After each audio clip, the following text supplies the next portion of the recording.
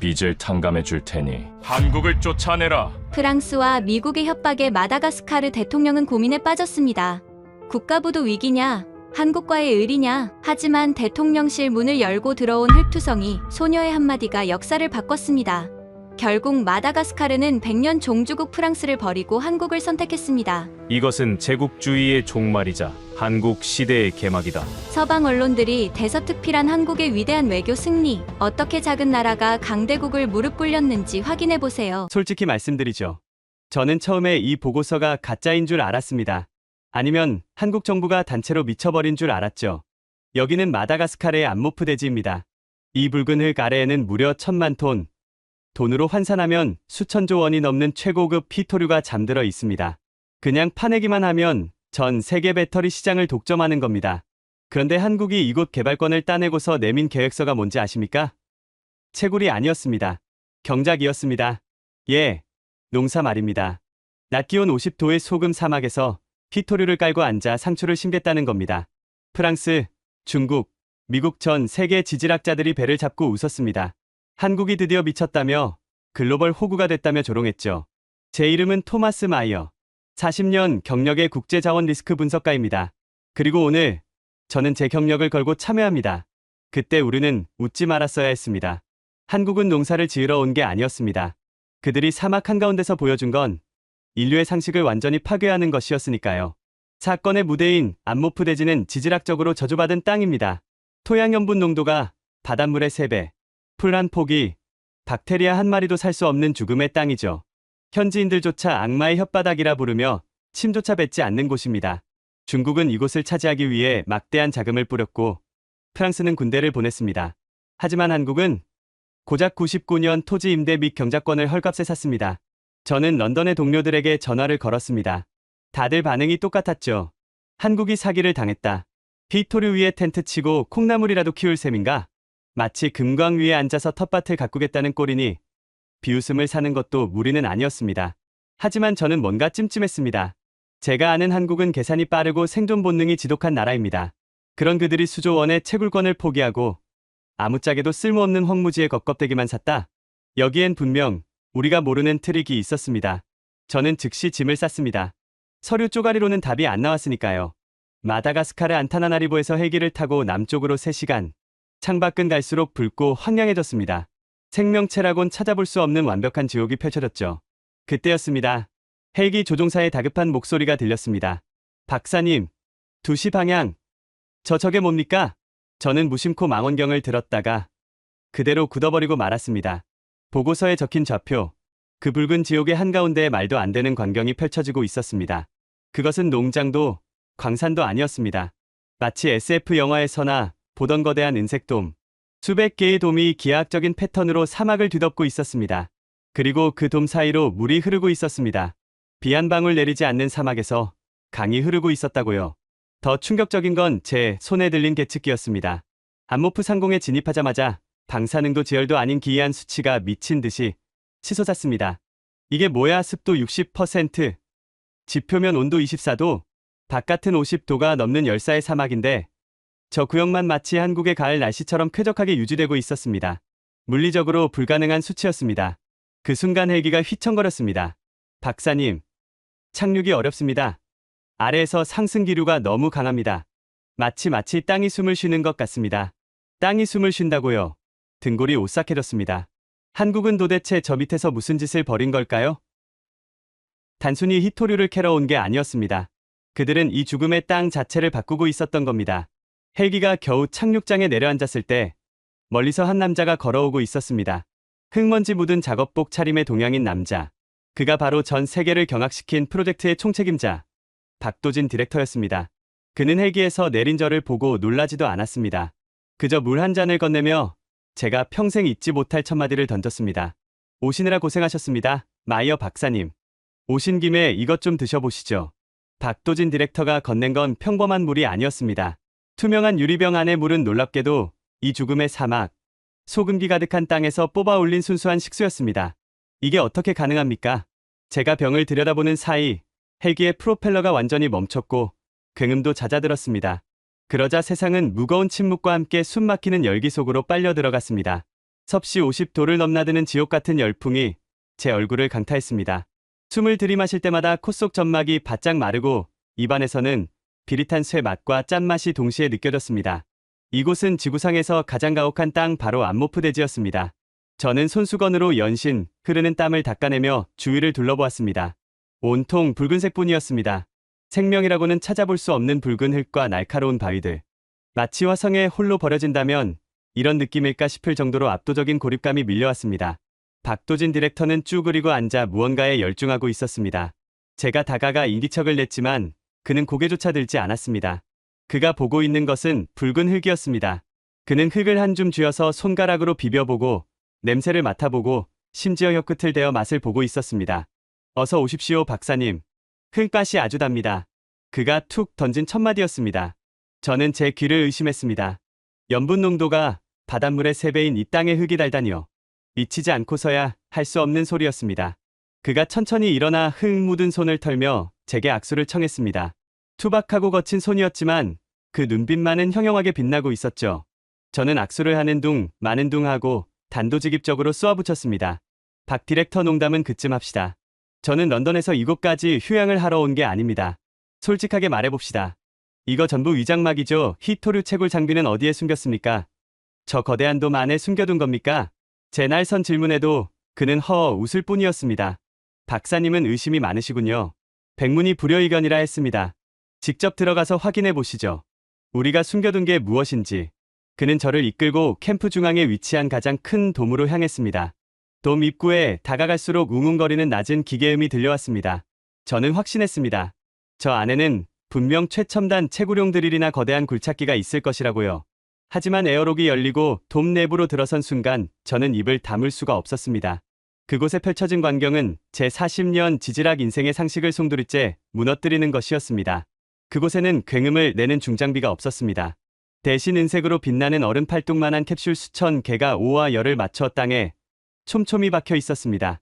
그리고 캡슐마다 연결된 투명한 튜브를 통해 초록색 액체가 맥박처럼 뛰며 땅속으로 주입되고 있었습니다.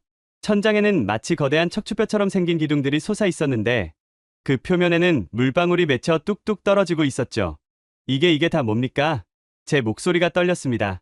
박도진 디렉터가 캡슐 하나를 쓰다듬으며 대답했습니다. 미생물 배양 캡슐입니다. 이 땅은 죽은 게 아닙니다, 박사님. 단지 잠들어 있을 뿐이죠. 염분이 너무 높아서 숨을 못 쉬는 겁니다. 우리는 지금 땅에게 인공호흡을 하고 있는 중입니다. 특수 배양된 미생물을 주입해서 염분을 분해하고 토양의 질소를 고정시키는 작업이죠. 저는 어이가 없어서 헛웃음이 나왔습니다. 고작 그겁니다. 미생물요. 그리고 저 기둥들은 뭡니까? 수직형 집수 장치입니다. 사막의 공기 중에는 우리가 생각하는 것보다 훨씬 많은 수분이 떠다닙니다. 저 장치는 공기 중에 물 분자를 포집해서 100% 순수한 물로 바꾼 뒤 땅으로 흘려보냅니다. 저는 참았던 화를 터뜨리고 말았습니다. 박 디렉터, 지금 제정신입니까? 여기 매장된 히토류가 얼마인지 아시죠? 1000만 톤입니다. 돈으로 환산하면 수천조 원이라고요. 그 엄청난 보물을 발밑에 두고 고작 흙장난이나 하고 있다는 겁니까? 프랑스는 해병대를 보내고 중국은 군함을 보냈습니다. 그런데 한국은 여기서 미생물이나 키우고 있다고요. 박도진 디렉터의 표정이 순식간에 굳어졌습니다. 그가 제 눈을 똑바로 쳐다보며 낮고 굵은 목소리로 말했습니다. 마이어 박사님, 우리는 흙장난을 하러 온 게 아닙니다. 이 땅의 체질을 바꾸러 온 겁니다. 히토류를 캐내면 당장은 돈방석에 앉겠죠. 하지만 10년 뒤에는 어떻게 됩니까? 구멍 뚫린 폐광과 오염된 지하수. 그리고 병들어 죽어가는 사람들만 남을 겁니다. 아프리카가 지난 100년 동안 서구 열강들에게 당해온 역사가 바로 그겁니다. 뽑아먹고 버리는 것. 그는 바닥에 무릎을 꿇고 캡슐 주변의 흙을 한 줌 쥐어 제 눈앞에 들이밀었습니다. 이 흙을 보십시오. 겉은 말라 보이지만 속은 촉촉해지고 있습니다. 냄새를 맡아보세요. 비릿한 소금 냄새가 아니라 흙내음이 나기 시작했습니다. 우리는 히토류를 캐러 온 게 아닙니다. 히토류를 캐내 사람을 살리러 온 겁니다. 사람이 살 수 없는 땅에서는 어떤 자원도 의미가 없습니다. 순간 뒤통수를 강하게 얻어맞은 기분이었습니다. 자본주의 논리와 효율성만을 따지며 살아온 제게 그의 말은 전혀 다른 차원의 언어였습니다. 기업이 이윤을 포기하고 생존을 선택했다고요. 그게 말이 됩니까? 하지만 그의 눈빛은 흔들림이 없었습니다. 그것은 광기라기보다는 어떤 숭고한 신념에 가까워 보였습니다. 하지만 제 이성은 여전히 거부했습니다. 그건 몽상가들의 헛소리일 뿐이니까요. 말은 아주 감동적이군요, 박 디렉터. 하지만 현실은 다릅니다. 당장 마실 물도 없는 곳에서 사람을 살린다고요. 이 캡슐 몇 개로 사막을 옥토로 바꾸겠다는 겁니까? 그게 가능하다면 왜 지난 수천 년 동안 아무도 못했을까요? 박도진 디렉터가 입을 열려는 찰나 밖에서 찢어지는 듯한 비명이 들려왔습니다. 도와주세요. 제발 누구 없어요. 내 동생이 죽어가요. 그것은 어린 소녀의 절규였습니다. 우리는 대화를 멈추고 돈 밖으로 뛰쳐나갔습니다. 그리고 그곳에서 저는 한국인들이 말하는 사람을 살린다는 것이 무엇인지 제 두 눈으로 목격하게 되었습니다. 하지만 그것은 동시에 제가 가진 모든 편견이 산산조각 나는 충격적인 순간이기도 했습니다. 돈 밖의 열기는 더욱 거세져 있었습니다. 자결하는 태양 아래 뼈만 앙상하게 남은 소년이 모래 바닥에 쓰러져 경련을 일으키고 있었습니다. 앙상한 갈비뼈가 드러난 가슴은 가쁘게 오르내렸고 입가에는 거품이 물려 있었죠. 그 옆에는 누나로 보이는 깡마른 소녀가 아이를 흔들며 울부짖고 있었습니다. 훗날 안모프에 잔 다르크로 불리게 될 소녀 라소아였습니다. 보통 이런 상황이라면 현장에 있는 외국인들의 반응은 뻔합니다. 물 한 병과 비스킷, 조각을 던져주고는 안타까운 표정으로 사진을 몇 장 찍죠. 그리고 본국에 보고서를 보냅니다. 구호 물품 전달 완료. 저 역시 주머니를 뒤져 비상용 에너지바를 찾고 있었습니다. 그게 제가 할 수 있는 최선이라고 생각했으니까요. 하지만 박도진 디렉터의 반응은 달랐습니다. 코드 블루. 의료팀 전원 집합. 당장. 그의 고함 소리에 캠프 전체가 비상에 걸렸습니다. 멀리서 하얀 가운을 입은 사람들이 흙먼지를 일으키며 달려왔습니다. 한국의료봉사팀 팀장 한소윤 씨였습니다. 그녀는 숨을 헐떡이며 도착하자마자 주저없이 뜨거운 모래 바닥에 무릎을 꿇었습니다. 의식 확인해. 탈수 증세 심각해. 정맥 주사 준비하고 체온 낮춰야 해. 서둘러. 그녀의 손놀림은 야전 병원의 외과 의사처럼 신속하고 정확했습니다. 흙투성이가 된 아이의 팔에서 기적처럼 혈관을 찾아내 수액 바늘을 꽂았습니다. 그리고 자신의 물통을 열어 입고 있던 가운 소매를 적시더니 아이의 얼굴과 몸을 닦아내기 시작했습니다. 그 모습을 지켜보던 라소아는 겁에 질려 뒷걸음질 쳤습니다. 난생 처음 보는 외국인들이 자기 동생을 에워싸고 알 수 없는 도구들을 들이대니 공포를 느낀 겁니다. 한소윤 팀장이 그 낌새를 눈치채고 고개를 들었습니다. 그리고 믿을 수 없게도 현지어인 말라가시 어로 말을 걸었습니다. 통역사를 거치지 않은 투박하지만 따뜻한 억양에 직접 배운 언어였습니다. 괜찮아 아가. 무서워하지 마. 우리는 너희를 도우러 온 거야. 동생은 살 수 있어. 내가 약속할게. 그 목소리에는 설명할 수 없는 힘이 실려 있었습니다. 라소아의 떨림이 잦아들었습니다. 한참 후 수액이 들어가고 체온이 내려가자 아이의 호흡이 안정을 되찾았습니다. 아이가 퀭한 눈을 뜨자 한소윤 팀장은 아이를 품에 꼭 안았습니다. 더러운 흙먼지가 그녀의 하얀 가운을 엉망으로 만들었지만 그녀는 개의치 않았습니다. 저는 그 광경을 보며 묘한 패배감을 느꼈습니다. 그리고 박도진 디렉터에게 다가가 물었습니다. 대단하군요. 하지만 박 디렉터, 이게 얼마나 갈 것 같습니까? 저 아이들은 오늘 살아났지만 내일이면 다시 굶주릴 겁니다. 밑빠진 독에 물 붓기란 말입니다. 차라리 식량 배급소를 만드는 게 낫지 않습니까? 제 말에 한소윤 팀장이 아이를 안은 채 고개를 돌려 저를 쏘아보았습니다. 순해 보이는 인상과 달리 그녀의 눈빛은 매서웠습니다. 박사님, 우리는 자선 사업을 하러 온 게 아닙니다. 식량 배급소요? 네. 그러면 당장은 배를 채우겠죠. 하지만 그 다음엔요? 청생줄을 서서 남이 던져주는 빵을 기다리는 거지로 살게 놔둘 겁니까? 그녀는 주머니에서 무언가를 꺼냈습니다. 작은 플라스틱 명찰이었습니다. 그녀는 그것을 라소아의 낡은 옷깃에 정성스럽게 달아주었습니다. 이게 뭡니까? 제가 묻자 그녀가 대답했습니다.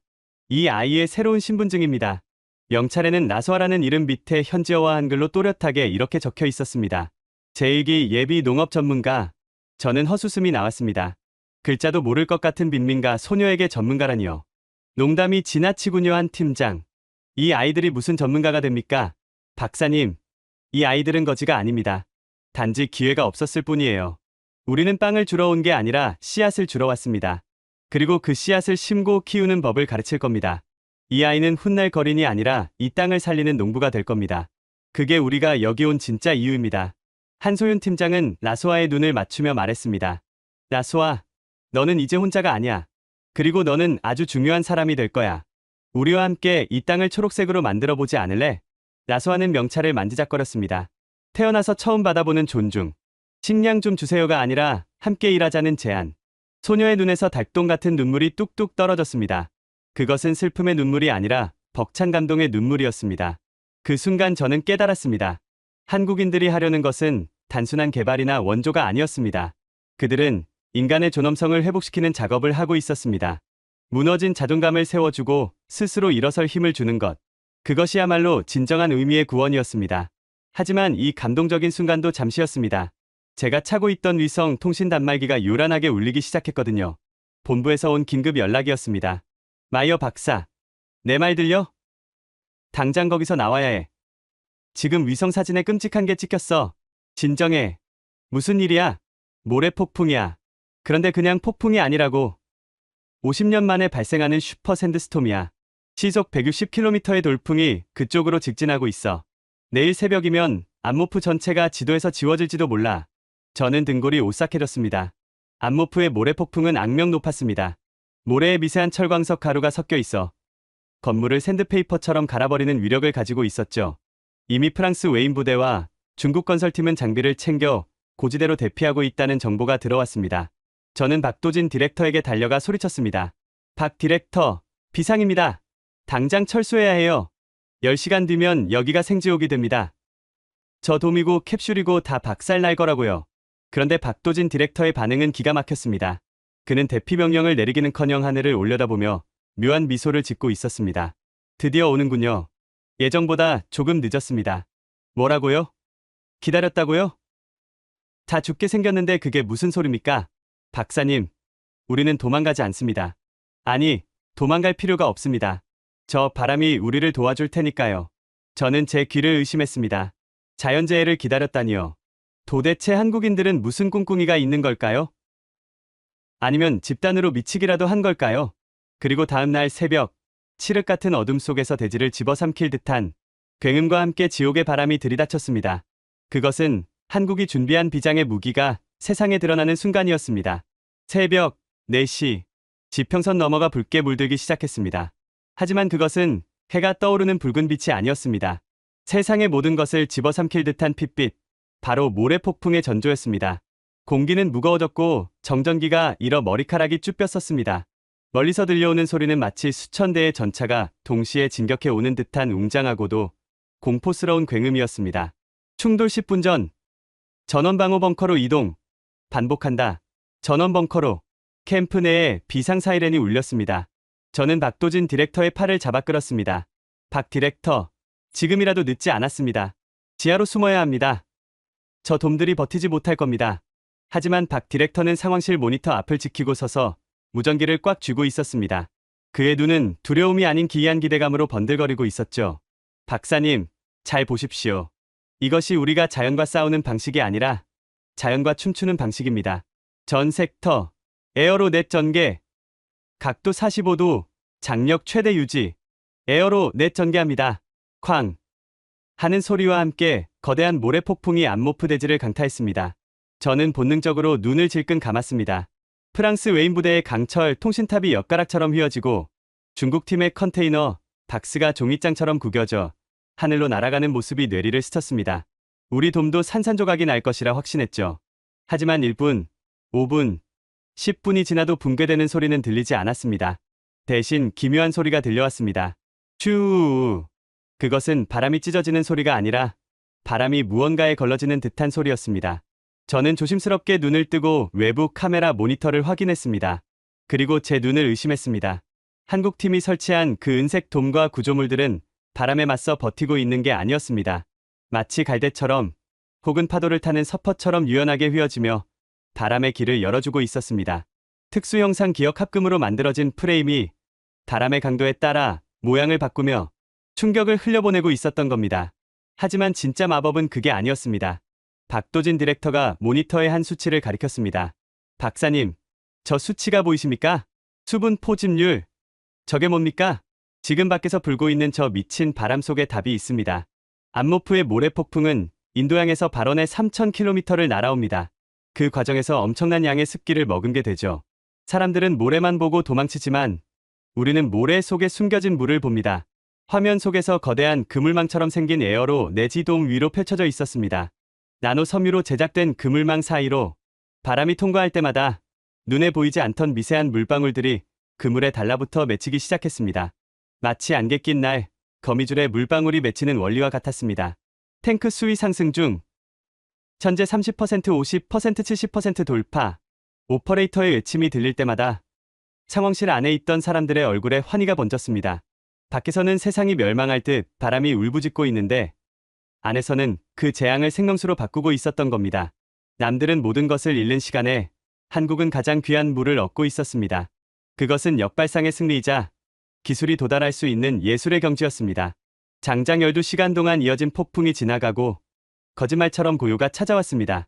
우리는 조심스럽게 벙커 밖으로 나갔습니다. 밖의 풍경은 처참했습니다. 주변의 프랑스 진지는 완전히 쑥대밭이 되어 텐트조차 남아있지 않았습니다. 하지만 한국 캠프는 달랐습니다. 구조물들은 다시 원래 모양으로 돌아와 있었고 무엇보다 바닥이 축축하게 젖어 있었습니다. 붉은 먼지로 가득했던 공기는 비가 온 뒤처럼 상쾌했습니다. 박도진 디렉터가 젖은 땅 위로 걸어갔습니다. 그리고 무릎을 꿇고 흙을 살폈습니다. 저도 따라가 보았습니다. 그곳에 믿을 수 없는 것이 있었습니다. 박사님, 여기를 보십시오. 그가 가리킨 곳. 젖은 흙을 뚫고 아주 작고 여린 초록색 새싹 하나가 고개를 내밀고 있었습니다. 이게 뭡니까? 염생 식물입니다. 소금기 있는 땅에서도 자랄 수 있게 한국에서 개량해 온 특수 품종이죠. 폭풍이 가져다준 물을 먹고 기적처럼 싹을 틔운 겁니다. 1000년 동안 죽어있던 땅. 풀 한 폭이 자라지 않아 악마의 혓바닥이라 불리던 이곳에서 생명이 태어난 겁니다. 뒤따라 나온 현지 직원들이 그 모습을 보고 입을 틀어막았습니다. 살아있어! 땅이 살아있어! 라수아가 달려와 새싹 앞에 엎드렸습니다. 그녀는 떨리는 손으로 새싹을 어루만지며 오열했습니다. 그것은 단순한 식물이 아니었습니다. 저주받은 자신들의 땅도 바뀔 수 있다는, 우리도 살 수 있다는 희망의 증거였습니다. 이 기적 같은 광경을 멀리서 지켜보는 시선이 있었습니다. 언덕 너머 프랑스 웨인부대 임시 지휘소. 망원경으로 한국 캠프를 감시하던 필리프 장군의 얼굴이 딱딱하게 굳어 있었습니다. 장군님, 한국 놈들 진지가 멀쩡합니다. 아니, 땅이 젖어 있습니다. 저게 말이 됩니까? 부관의 보고에 필리프 장군은 입술을 깨물었습니다. 그는 직감했습니다. 한국이 보여준 저 퍼포먼스가 단순한 기술 과시가 아니라는 것을요. 본부의 타전에 암호명 블랙, 한국이 선을 넘었다고. 네? 겨우 풀 한 포기 심은 것뿐입니다만. 멍청한 놈. 저건 풀이 아니야. 저건 무기다. 총보다 더 무서운 무기라고. 놈들이 지금 현지인들에게 희망이라는 마약을 뿌리고 있잖아.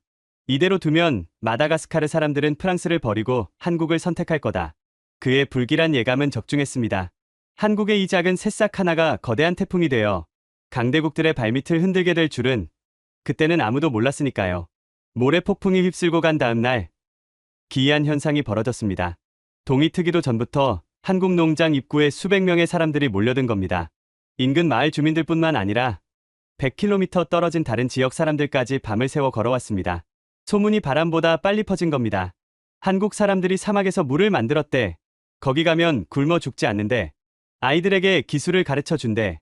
프랑스 광산에서 하루 1달러를 받으며 노예처럼 일하던 청년들이 곡괭이를 던져버리고 한국 농장으로 달려왔습니다. 입구는 인산인해를 이뤘지만 혼란스럽지는 않았습니다. 한국 직원들이 나와 질서를 잡고 있었기 때문입니다. 자, 밀지 마세요. 모두에게 기회가 있습니다. 줄을 서주세요. 채용 면접장은 여느 공사장과는 분위기가 달랐습니다. 보통 외국 기업들은 현지인들의 근육을 만져보거나 치아 상태를 확인하며 마치 가축을 고르듯 인부를 뽑았습니다.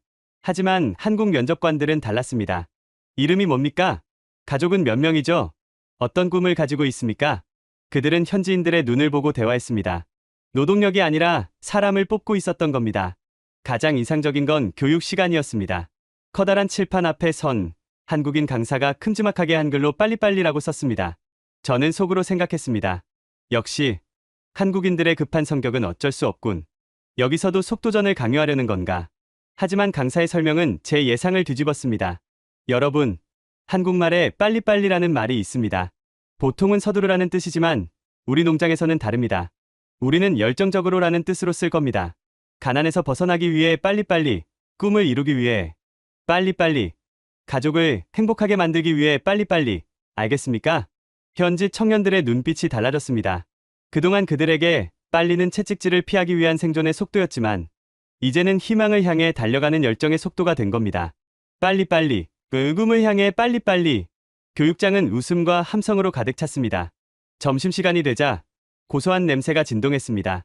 야외 식당에는 거대한 가마솥이 걸렸고 긴 줄이 늘어섰습니다. 메뉴는 현지인들의 주식인 옥수수죽과 한국 농장에서 갓 수확한 채소로 담근 겉절이였습니다. 한소윤 팀장이 직접 배식을 하고 있었습니다. 그녀는 국자를 들고 한 명 한 명에게 넉넉하게 음식을 담아주었습니다. 많이 드세요. 부족하면 더 드립니다. 나소아가 식판을 받아들고 자리에 앉았습니다. 그녀는 붉은 양념이 묻은 겉절이를 조심스럽게 집어 입에 넣었습니다. 처음 맛보는 매운맛에 눈이 휘둥그레졌다가 이내 아삭한 식감과 감칠맛에 황홀한 표정을 지었습니다. 매콤한데 시원해요. 정말 맛있어요. 주변의 다른 사람들도 마찬가지였습니다. 밍밍한 옥수수죽에 매콤한 겉절이는 환상의 궁합이었습니다. 여기저기서 맛있다. 최고다라는 감탄사가 터져나왔습니다. 한소윤 팀장이 라소아 옆에 앉으며 말했습니다. 맛있니? 그게 한국의 맛이야. 맵지만 끝맛은 달지. 우리 인생처럼 말이야. 팀장님, 왜 우리한테 이렇게 잘해줘요? 프랑스 사람들은 밥 먹을 때 우리를 쫓아냈어요. 냄새난다고요. 한소윤 팀장은 라소아의 머리를 쓰다듬으며 대답했습니다. 한국에는 식구라는 말이 있어. 같이 밥을 먹는 입이라는 뜻이야. 밥을 같이 먹으면 그때부터는 남이 아니라 가족인 거야. 우리는 이제 식구야. 식구, 가족. 라소아는 그 낯선 단어를 몇 번이고 되뇌었습니다.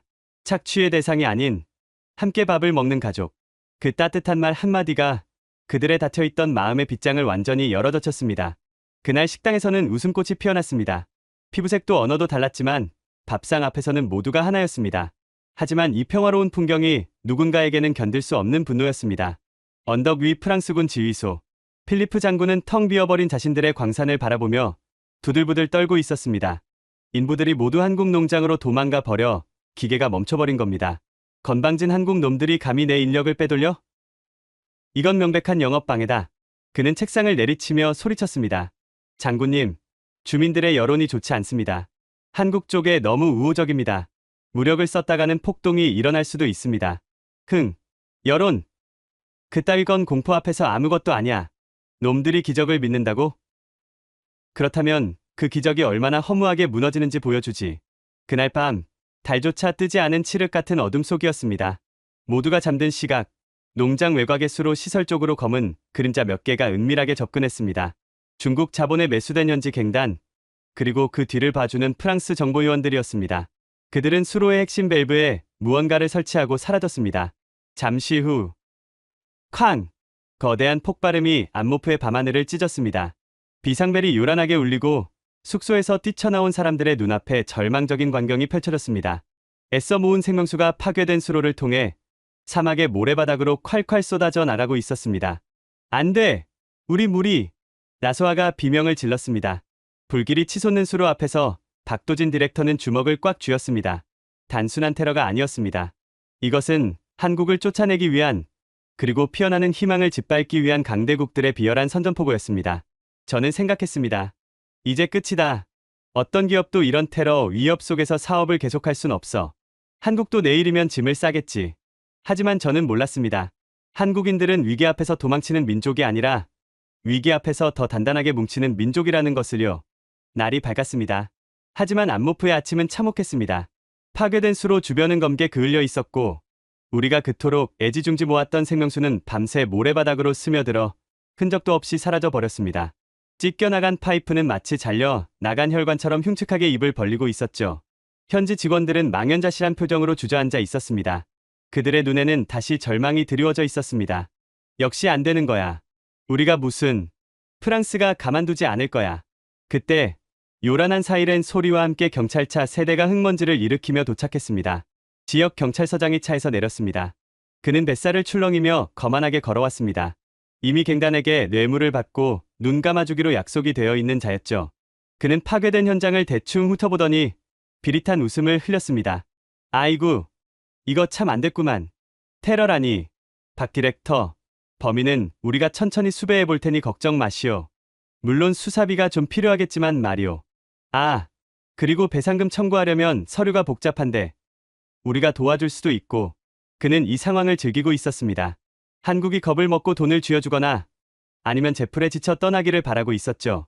프랑스 정보국이 원하는 시나리오대로 말입니다. 그때였습니다. 침묵을 지키던 박도진 디렉터가 마이크를 잡았습니다. 경찰은 필요 없습니다. 돌아가 주십시오. 경찰서장의 눈썹이 꿈틀했습니다. 뭐라고요? 지금 제정신이요? 테러를 당했는데 경찰이 필요 없다니. 당신들끼리 해결하겠다는 거요? 네, 우리끼리 해결합니다. 당신들이 범인을 잡는 동안 우리 농작물은 다 말라 죽습니다. 우리는 범인을 잡으려는 게 아닙니다. 물기를 잡으려는 겁니다. 박 디렉터는 경찰서장을 등지고 모여든 수천 명의 현지 주민들을 바라보았습니다. 그들 중에는 어젯밤 돈 몇 푼에 폭탄을 설치하고 도망친 갱단원들도 섞여 있었을 겁니다. 죄책감과 호기심으로 현장을 기웃거리고 있었겠죠. 저는 박 디렉터가 화를 내거나 범인을 색출하겠다고 으름장을 놓을 줄 알았습니다. 하지만 그의 목소리는 차분하고 낮게 깔렸습니다. 여러분, 잘 보십시오. 지금 불타고 있는 건 한국 기업의 자산이 아닙니다. 바로 여러분의 것입니다. 군중들이 웅성거리기 시작했습니다. 이 수로에서 흐르는 물로 누가 농사를 짓습니까? 여러분입니다. 그 농작물을 누가 먹습니까? 여러분의 아이들입니다. 그런데 누군가 자기 밥그릇을 깼습니다. 한국은 괜찮습니다. 우리는 다시 지으면 됩니다. 하지만 당장 오늘 마실 물이 사라진 건 바로 여러분입니다. 박 디렉터의 말은 비수처럼 그들의 가슴에 꽂혔습니다. 그동안 그들은 이 시설을 외국 회사의 거지라고 생각했습니다. 하지만 박 디렉터는 너희의 거지라고 선언한 겁니다. 주인의식을 깨우는 한마디였습니다. 우리는 이 수로를 고칠 겁니다. 하지만 우리 직원들만으로는 며칠이 걸릴지 모릅니다. 그 사이 작물은 다 죽겠죠. 여러분의 도움이 필요합니다. 함께 고치겠습니까? 아니면 다시 프랑스 광산에서 돌을 캐며 목마른 시절로 돌아가겠습니까? 무거운 침묵이 흘렀습니다. 경찰서장은 콧방귀를 뀌었습니다. 겨우 이 정도 인원으로 뭘 하겠소? 며칠은 걸릴 텐데 말이오. 그때였습니다. 군중 속에서 작은 체구의 소녀가 걸어 나왔습니다. 나소아였습니다. 그녀의 손에는 자기 키만한 삽이 들려 있었습니다. 제가 하겠습니다. 제 밥그릇은 제가 지키겠습니다. 나소아는 주저없이 흙더미 속으로 뛰어들었습니다. 작은 손으로 검게 그을린 파이프 조각을 들어 올렸습니다. 그 모습이 신호탄이 되었습니다. 나도 하겠소. 우리도 돕겠습니다. 여기저기서 청년들이 뛰쳐나왔습니다. 도구가 없으면 맨손으로, 바구니가 없으면 옷자락으로 흙을 퍼날랐습니다. 놀라운 건 그 무리에 험상궂은 표정의 갱단원들도 있었다는 겁니다. 그들은 주머니에 있던 칼을 버리고 대신 굴러다니는 파이프 렌치를 집어 들었습니다. 부끄러움이 그들을 움직인 겁니다. 수천 명이 달라붙자 기적이 일어났습니다. 중장비로도 사흘은 걸릴 복구 작업이 사람의 물결 속에서 순식간에 진행되었습니다. 땀과 흙범벅이 된 그들의 얼굴에는 더 이상 패배감이 없었습니다. 내 것을 지킨다는 자부심이 빛나고 있었죠. 해가 질 무렵 끊어졌던 수로가 다시 이어졌습니다. 밸브를 열자 쏴하는 소리와 함께 맑은 물이 다시 흐르기 시작했습니다. 와! 함성이 사막을 뒤흔들었습니다. 사람들은 서로를 끌어안고 춤을 췄습니다. 경찰서장은 얼굴이 불그락푸르락해져서 황급히 차를 타고 도망쳤습니다. 박도진 디렉터는 그 모습을 보며 제게 조용히 말했습니다. 박사님, 보셨습니까? 처벌보다 무서운 게 책임입니다. 이제 이 수로는 경찰이나 군대가 지킬 필요가 없습니다. 그들 스스로가 지킬 겁니다. 자기들의 피와 땀이 들어갔으니까요. 그의 말이 맞았습니다. 그날 밤부터 농장 주변에는 자경단이 조직되었습니다. 한국 직원이 시킨 게 아니었습니다. 현지 청년들이 스스로 조를 짜서 순찰을 돌기 시작했습니다. 그들의 손에는 총 대신 삽과 몽둥이가 들려 있었지만 그 눈빛은 정규군보다 더 매서웠습니다. 프랑스와 중국이 막대한 돈을 쓰고도 얻지 못한 치안과 충성을 한국은 신뢰 하나로 얻어낸 겁니다. 하지만 적들은 더 교묘하고 더 거대한 방법을 준비하고 있었습니다. 현지에서의 물리적 방해가 실패하자 이제 국가 대 국가의 싸움으로 판을 키우기로 작정한 겁니다. 마다가스카르 대통령궁으로 강대국들의 대사들이 줄지어 들어갔다는 첩보가 입수되었습니다. 그리고 며칠 뒤 서울의 한국 본사로 청천벽력 같은 공문 한 장이 날아들었습니다. 마다가스카르 정부 암모프 개발 사업권 전면 재검토 통보. 이 소식은 한국 뉴스 속보를 타고 전파되었습니다. 서울은 발칵 뒤집혔습니다. 단순히 기업 하나의 문제가 아니었습니다. 한국 국민들은 분노했습니다. 우리 기술자들이 피땀 흘려 사막을 옥토로 바꿔놨더니 이제 와서 뺏어가겠다고?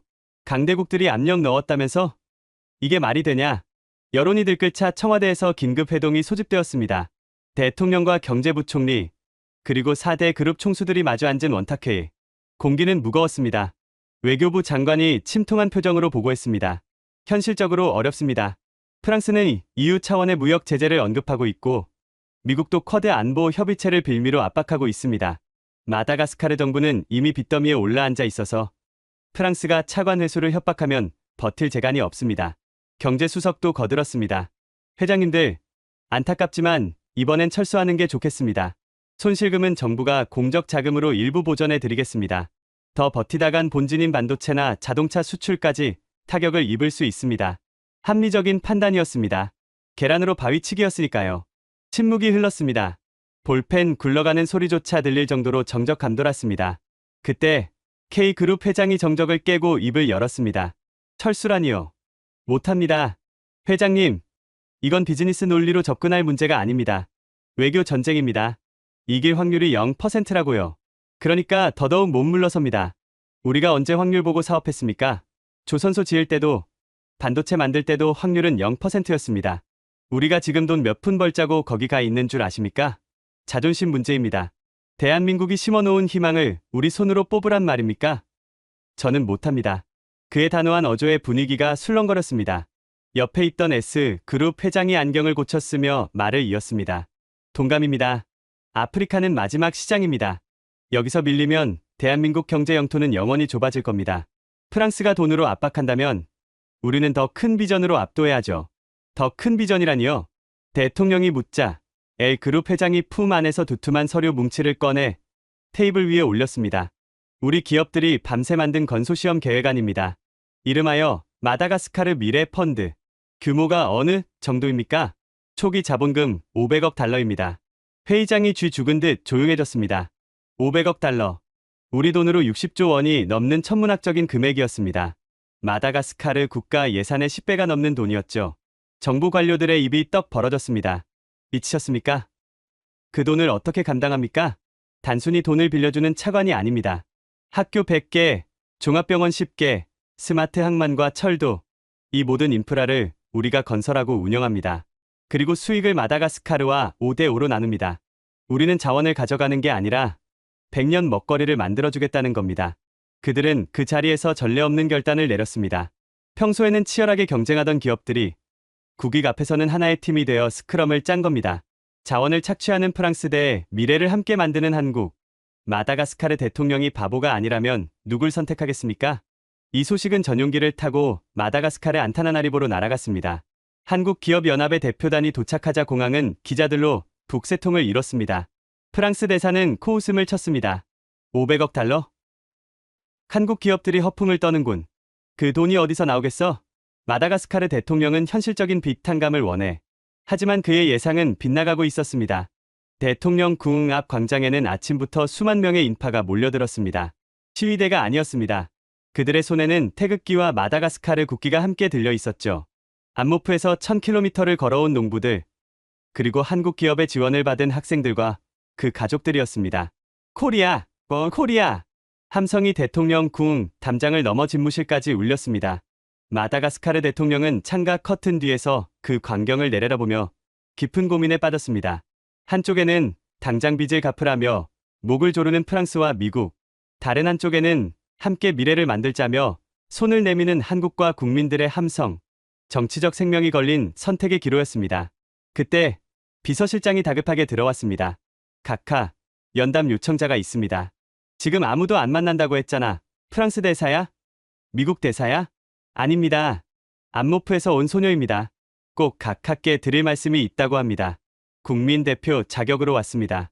대통령의 눈이 커졌습니다. 소녀? 안모프, 들여보내게. 잠시 후 흑투성이 작업복을 입은 채 당당하게 걸어 들어오는 라수아. 그녀의 등장은 이 거대한 외교 전쟁의 판도를 뒤집을 결정적인 변수가 되려 하고 있었습니다. 과연 그녀는 대통령의 마음을 움직일 수 있을까요? 대통령 접견실의 육중한 마호가니 문이 열리고 흙먼지 묻은 작업복 차림의 라수아가 들어섰습니다. 그녀의 신발에는 아직 안모프의 붉은 흙이 묻어 있었고 거친 손에는 꼬깃꼬깃해진 종이 한 장이 들려 있었습니다. 화려한 정장을 입은 관료들과 경호원들이 그녀를 에워쌌지만 마다가스카르 대통령은 손을 들어 그들을 물렸습니다. 가까이 오너라. 할 말이 있다고 들었다.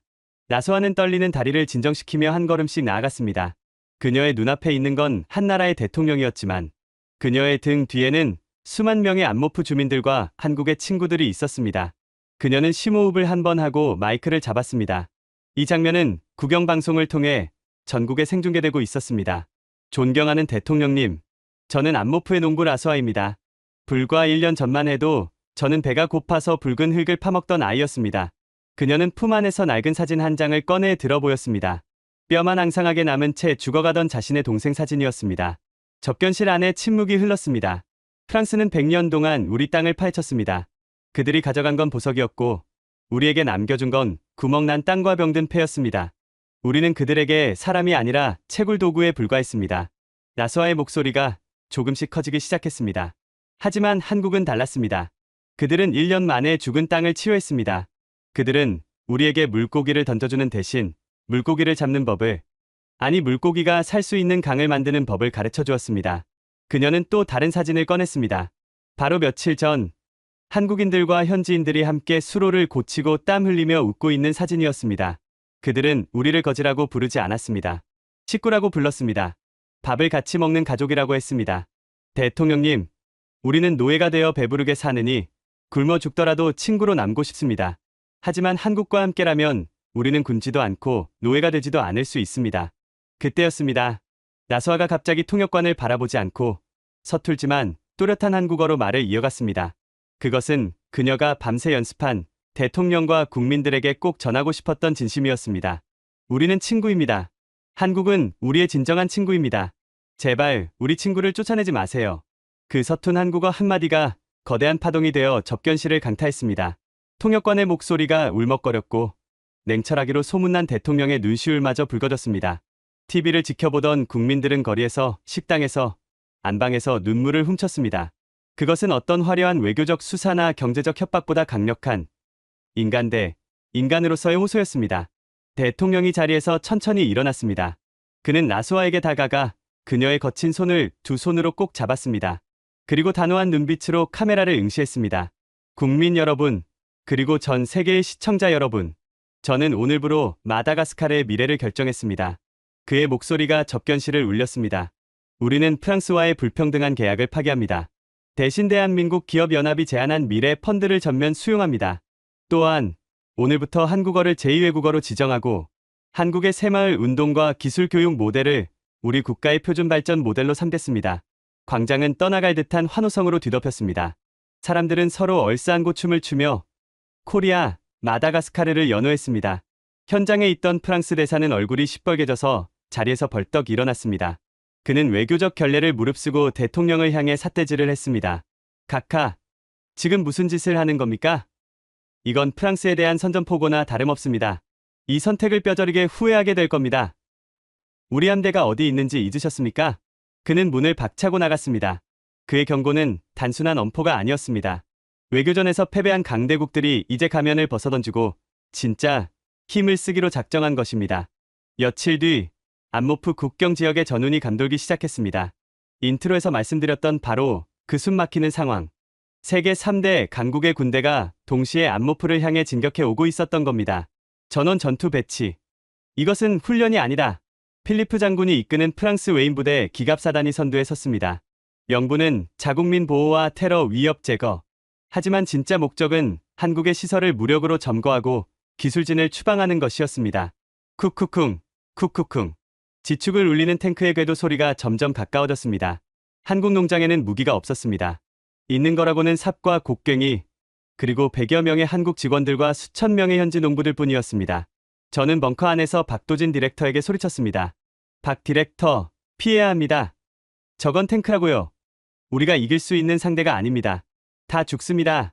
하지만 박 디렉터는 이번에도 물러서지 않았습니다. 그는 오히려 평온한 표정으로 무전기를 들었습니다. 방송실, 준비됐나요? 타이밍이 중요합니다. 전 세계가 보고 있을 때, 그때 틀어야 합니다.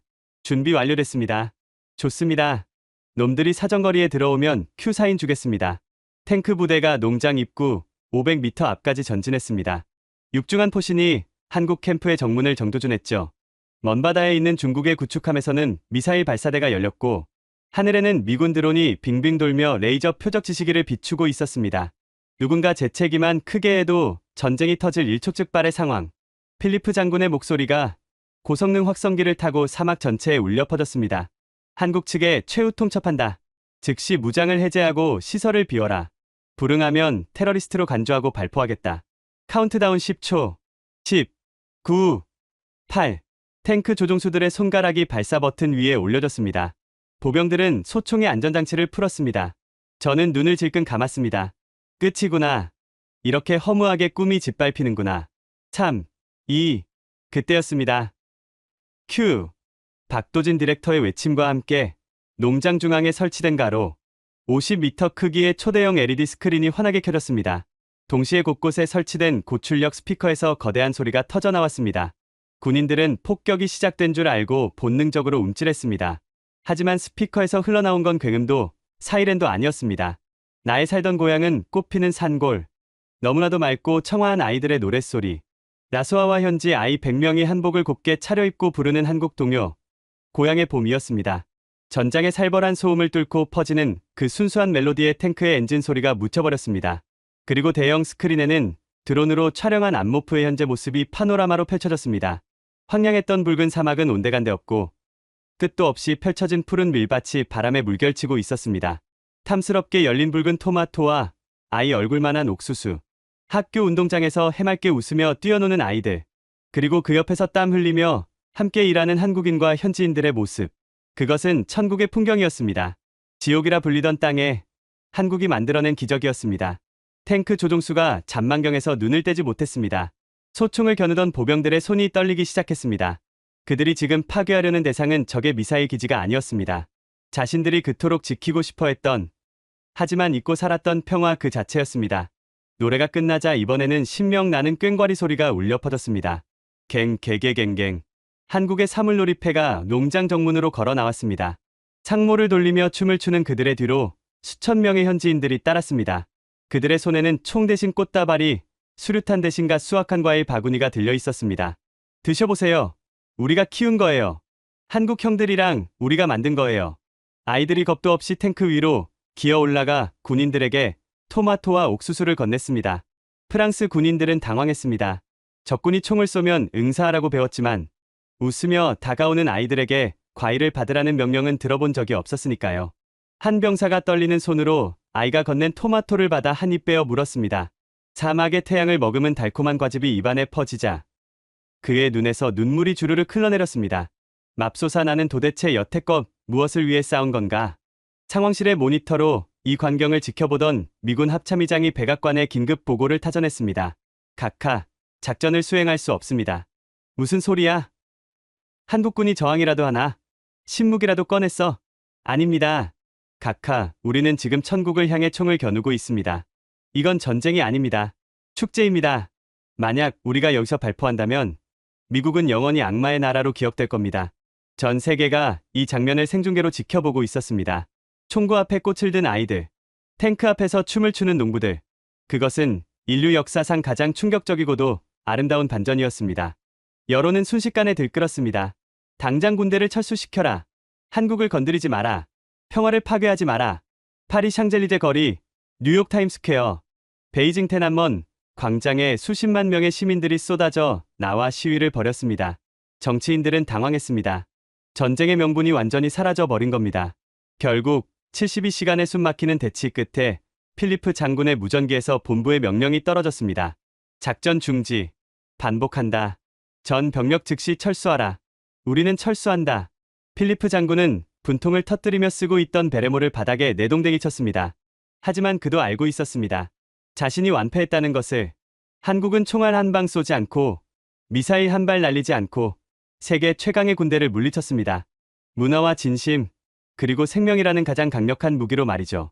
탱크가 굉음을 내며 뒤로 물러나자 안모프 대지에는 우레와 같은 함성이 터졌습니다. 대한민국 만세! 마다가스카르 만세! 저는 그 순간 박도진 디렉터를 바라보았습니다. 그는 환호하는 사람들 뒤에서 조용히 눈물을 훔치고 있었습니다. 그 눈물은 승리의 기쁨 때문만이 아니었을 겁니다. 지켜냈다는 안도감, 그리고 사람을 살렸다는 벅찬 감동 때문이었겠죠. 하지만 이것으로 끝이 아니었습니다. 이 기적 같은 승리는 안모프라는 작은 지역을 넘어 전 세계의 질서를 뒤흔드는 거대한 나비 효과를 불러일으키기 시작했습니다. 유엔 본부에서 긴급 소집 명령이 떨어졌거든요. 72시간의 비무장 대치가 한국의 완벽한 승리로 끝난 직후 전 세계는 거대한 충격에 휩싸였습니다. 총 한 방 쏘지 않고 강대국의 군대를 돌려보낸 이 기적 같은 사건은 기존의 국제 질서를 송두리째 뒤흔드는 사건이었으니까요. 뉴욕 유엔 본부에서는 긴급 총회가 소집되었습니다. 당초 의제는 마다가스카르 내전 위기였지만 회의가 시작되자 의제는 완전히 바뀌어 있었습니다. 바로 한국형 개발 모델의 아프리카 확산이었습니다. 전 세계 190개국 대표들이 숨죽여 지켜보는 가운데 연단에 오른 사람은 박도진 디렉터가 아니었습니다. 바로 라수아였습니다. 그녀는 마다가스카르 청년 대표 자격으로 그리고 한국이 키워낸 희망의 증거로서 그 자리에 섰습니다. 그녀는 더 이상 흑투성이 작업복 차림이 아니었습니다. 단정한 정장 차림이었지만 그녀의 눈빛은 안모프의 붉은 흙처럼 뜨거웠습니다. 존경하는 각국 대표 여러분, 그리고 이 자리에 계신 대한민국 대표단 여러분, 라수아의 목소리가 유엔 회의장에 울려 퍼졌습니다. 많은 나라가 우리 땅에 묻힌 희토류를 탐냈습니다. 그들은 우리에게 돈을 줄 테니 땅을 내놓으라고 했습니다. 하지만 우리는 거절했습니다. 왜냐고요? 그 돈은 부패한 관리들의 주머니로 들어가거나 서로를 죽이는 무기를 사는 데 쓰일 것이 뻔했기 때문입니다. 그녀는 잠시 말을 멈추고 청중들을 둘러보았습니다. 하지만 한국은 달랐습니다. 그들은 돈 대신 기술을 가져왔습니다. 무기 대신 학교를 지어주었습니다. 우리는 이제 우리 땅에서 나온 희토류를 정당한 가격에 팔 것입니다. 하지만 우리는 그 수익금으로 총을 사지 않을 것입니다. 탱크도 사지 않을 것입니다. 그녀의 목소리가 한 옥타브 높아졌습니다. 우리는 한국처럼 그 돈으로 아이들을 위한 학교를 짓고 아픈 사람들을 위한 병원을 짓고 사막을 옥토로 만드는 스마트팜을 더 늘릴 것입니다. 한국이 우리에게 물려준 유산, 할 수 있다는 정신으로 우리는 스스로 일어설 것입니다. 연설이 끝나자 1분간의 정적이 흘렀습니다. 그리고 누군가 박수를 치기 시작했습니다. 대한민국 대사였습니다. 고지어 마다가스카르 대사, 아프리카 연합 대표들이 일어났습니다. 순식간에 회의장 전체가 기립 박수의 물결로 뒤덮였습니다. 그 자리에서 역사적인 결정이 내려졌습니다. 세계은행과 국제통화기금 총재가 공동 성명을 발표한 것입니다. 우리는 마다가스카르의 기존 악성 채무를 전액 탕감합니다. 또한 한국 기업 연합이 주도하는 아프리카 그린펀드를 공식 승인하며 유엔 차원에서 1,000억 달러를 추가 지원하겠습니다. 상황은 완전히 역전되었습니다. 그동안 서구 열강들의 눈치를 보던 주변국들이 앞다투어 한국에게 러브콜을 보내기 시작했습니다. 모잠비크 대통령입니다. 우리에게도 한국형 스마트 시티를 지어주십시오. 탄자니아입니다. 우리 청년들을 한국으로 유학 보내고 싶습니다. 케냐입니다. 우리 사막도 한국 기술이라면 바뀔 수 있습니까? 한국은 더 이상 동북아의 작은 나라가 아니었습니다. 새로운 문명의 표준을 제시하는 글로벌 리더, 국가로 우뚝 선 것입니다. 그리고 마침내 가장 극적인 순간이 찾아왔습니다. 프랑스 대통령이 엘리제궁에서 전 세계 생중계로 특별 담화를 발표했습니다. 자존심 강한 프랑스가 식민지였던 나라와 아시아 국가 앞에서 고개를 숙인 겁니다. 프랑스 정부는 지난 과오를 깊이 반성합니다. 우리는 마다가스카르에서의 기득권을 모두 내려놓겠습니다. 그리고 프랑스 대통령은 잠시 말을 잇지 못하더니 결심한 듯 말했습니다. 우리는 한국의 방식을 배우겠습니다. 한국과 마다가스카르가 보여준 파트너십이야말로 인류가 나아가야 할 미래입니다. 프랑스도 그 길에 동참하고 싶습니다. 그것은 제국주의 시대의 종말을 고하는 장엄한 선언이자 공존과 상생이라는 새로운 시대가 대한민국에 의해 열렸음을 알리는 신호탄이었습니다. 저는 그 방송을 보며 전율했습니다. 총칼로 세상을 지배하던 시대가 가고 마음으로 세상을 움직이는 시대가 온 것입니다. 그로부터 10년이라는 세월이 흘렀습니다. 제 머리에도 흰서리가 내려앉았죠. 저는 은퇴 전 마지막 여행지로 주저없이 마다가스카르를 선택했습니다. 10년 전 붉은 사막이었던 그곳이 어떻게 변했는지 제 눈으로 확인하고 싶었으니까요. 안타나나리보 공항에 내려 안모프행 고속열차에 몸을 실었습니다. 한국 기술로 놓인 KTX급 고속열차였습니다. 창밖으로 보이는 풍경은 제가 기억하던 것과 딴판이었습니다. 붉은색은 찾아볼 수 없었습니다. 지평선 끝까지 펼쳐진 초록색 대지, 그리고 그 위를 수놓은 은빛 태양광 패널과 스마트팜 돔들. 안모프역에 내리자 환영합니다라는 한글 간판이 저를 반겼습니다. 역 광장으로 나오니 거대한 입간판이 보였습니다. 안모프 그린시티 자매도시 대한민국 서울. 시내로 들어가는 메인 도로는 현지어로 서울대로라고 불리고 있었습니다. 거리 풍경은 놀라웠습니다. 하교하는 아이들은 태권도 도복을 입고 태권 하며 뛰어다니고 있었고 카페에서는 최신 K-팝이 흘러나오고 있었습니다. 지나가는 버스에는 삼성, 현대, LG 로고가 선명했죠. 하지만 가장 놀라운 건 사람들의 표정이었습니다. 10년 전 굶주림과 절망에 빠져 있던 눈빛은 온데간데 없었습니다. 그들의 눈은 자신감으로 빛나고 있었고 걸음걸이는 당당했습니다. 저는 곧장 농업부 장관 집무실을 찾았습니다. 세련된 정장을 입은 여성이 업무를 보다가 저를 보고 벌떡 일어났습니다. 세상에, 마이어 박사님. 정말 오랜만이에요. 머리가 많이 휘어지셨네요. 라스와였습니다. 10년 전 흙 묻은 삽을 들고 수로를 지키던 그 작은 소녀가 이제는 한 나라의 식량 안보를 책임지는 장관이 되어 있었습니다. 라스와 장관님, 정말 놀랍습니다. 이 모든 게 꿈만 같군요. 천지개벽이라는 말이 딱 맞습니다. 호호, 다 한국 덕분이죠. 박사님, 보여드릴 게 있어요. 같이 가시죠. 우리는 함께 도시 외곽의 연구단지로 향했습니다. 그곳에는 희토류를 처리하는 시설이 있었지만 매연도 소음도 없었습니다. 모든 공정이 친환경적으로 설계되어 있었고 지상은 공원으로 조성되어 있었으니까요. 그 공원 한가운데 작은 오두막이 하나 있었습니다. 여기가 어딥니까? 저희의 정신적 지주가 계신 곳입니다. 오두막 문을 열자 텃밭에서 호미질을 하고 있는 노신사가 보였습니다. 낡은 밀짚 모자에 흙 묻은 작업복. 10년 전과 똑같은 모습의 박도진 디렉터였습니다. 그는 은퇴 후 한국으로 돌아가는 대신 이곳에 남아 명예 농업고문으로 일하며 여생을 보내고 있었습니다. 허허, 이게 누십니까? 마이어 박사님 아니십니까? 그는 흙 묻은 손을 옷에 대충 닦고 저를 와락 껴안았습니다. 아직도 여기서 흙장난 중이십니까?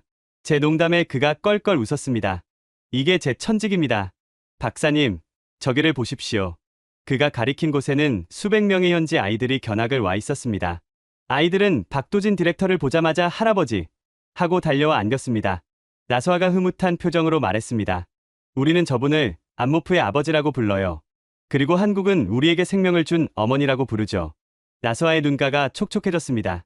박사님, 과거의 강대국들은 총을 들고 와서 우리 땅을 뺏으려 했지만 한국은 삽을 들고 와서 우리에게 땅을 되찾아줬습니다. 우리는 이 은혜를 영원히 잊지 않을 겁니다. 제 아이에게, 그리고 그 아이의 아이에게도 가르칠 겁니다. 한국이 우리에게 무엇을 해주었는지. 저는 고개를 끄덕였습니다. 이곳은 더 이상 누군가의 식민지가 아니었습니다. 한국과 마다가스카르가 진심이라는 벽돌로 쌓아 올린 세상에서 가장 튼튼한 우정의 성이었습니다. 지금까지 마다가스카르의 붉은 사막을 초록빛 기적으로 바꾼 대한민국의 가슴 벅찬 이야기 어떠셨나요? 누군가는 이것을 그저 듣기 좋은 동화라고 할지도 모릅니다. 하지만 우리는 알고 있습니다. 지금 이 순간에도 지구촌 어딘가에서 묵묵히 땀 흘리며 한국의 정을 심고 있는 우리의 이웃들이 있다는 것을요. 대한민국의 선한 영향력이 전 세계에 더 널리, 더 깊이 퍼질 수 있도록 이 영상을 공유해주세요. 잊혀진 땅에 희망을 심은 우리 기술자들의 노고가 헛되지 않도록 여러분의 작은 클릭으로 응원해주세요. 구독과 좋아요는 더 감동적인 대한민국 이야기를 만드는 데 큰 힘이 됩니다. 저는 다음에도 가슴 뜨거워지는 이야기로 찾아오겠습니다. 시청해주셔서 감사합니다.